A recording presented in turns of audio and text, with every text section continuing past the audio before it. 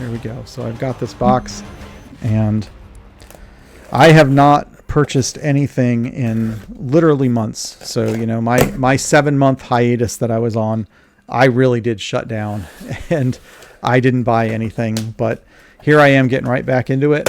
And what better thing than to make a purchase. So, this is from Noble Knight. They haven't let me down. I have every optimism that this one is going to be good as well. Let's see. Get that out of there. And we'll get that out of there. And here we are. Psionic Power. And the reason I got this one is because... Bye, Ribbit. Glad you could join us. Last weekend when I was playing with my family, we were making characters, and my son made a Scion. First time ever.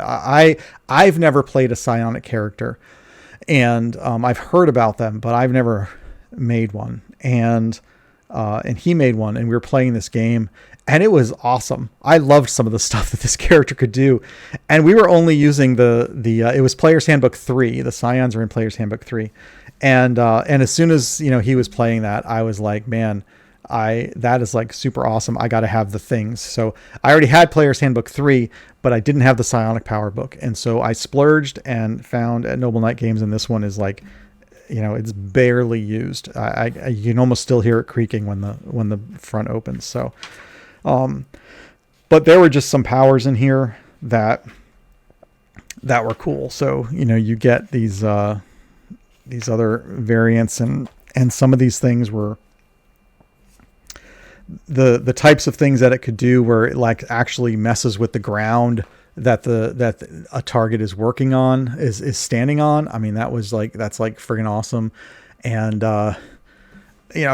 everything. It was like, if you're like playing characters that like to really manipulate the world around you, the powers that I was seeing with these just sound really cool. So, that's why I had to get the book, because I feel like this might be, I might break the rules. I've been trying to stick to the, just the basic Player's Handbook, because I wanted to approach this as, hey, let's just say 4th edition is new and everything.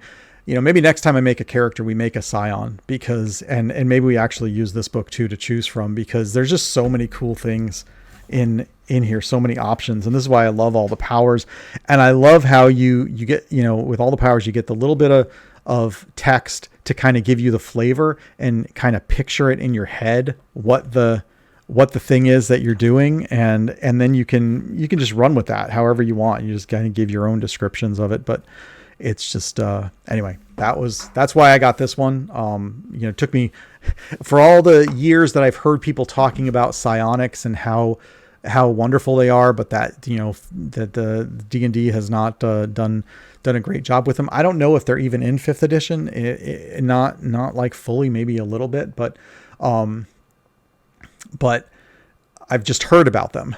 And then to basically have one character in a game that's a Scion, and it completely, changed my opinion. It's like, it opened my eyes to this whole new type of character that you could play. And it was just like, wow, that's amazing. So, I'm really excited to look through this one a little more. I can see this one maybe even being a page through video in the near future, because, I think I might do a page through maybe where I focus specifically on classes. So I might page through a Scion and just go through the Player's Handbook 3, just the sections that talk about a Scion, and then look through this book as well.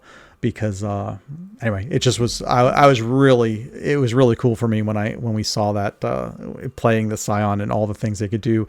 It took us just the one game and we were only playing like 2 encounters, but the stuff that it was able to do was just amazing. So this is what I love about 5th edition, is that they were able to make books like this. You could take these characters and just think of all you could do with your character. If you wanted to play a Scion, I don't want to disparage 5th edition, because I don't have a problem with 5th edition, but I just think about it, and it's like, a 5th edition, paladin, let's say, because that's what we were creating today, that that structure of a paladin was created in 2014, and they've made a few more subclasses and you get a few more things on it, but nothing on the scale of when you get a divine powers book that is just loaded with all kinds of new things that you could do as that character.